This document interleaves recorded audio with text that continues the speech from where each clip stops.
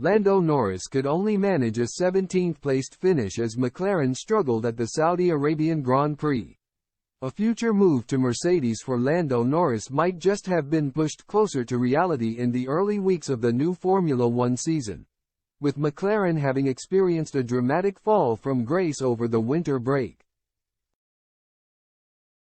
The British outfit have been among the best midfield teams on the grid in recent years but are currently struggling to meet their usual standards after two lackluster performances in Bahrain and Saudi Arabia in 2023.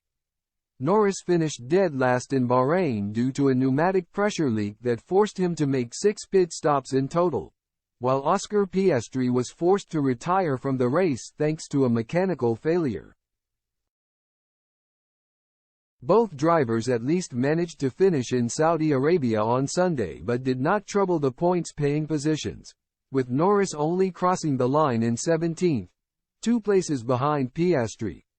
The latter managed to qualify well but saw his hopes of scoring points ruined on the first lap, when he was forced into an early pit stop due to front wing damage.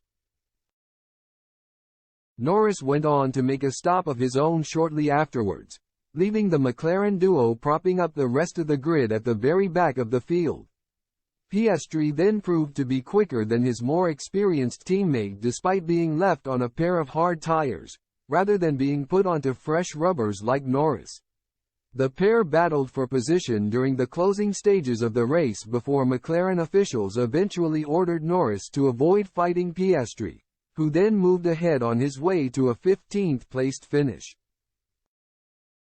The incident will have been an embarrassing one for Norris, who already seems to be locked in an internal battle with Piastri to determine who the fastest driver is at McLaren this year.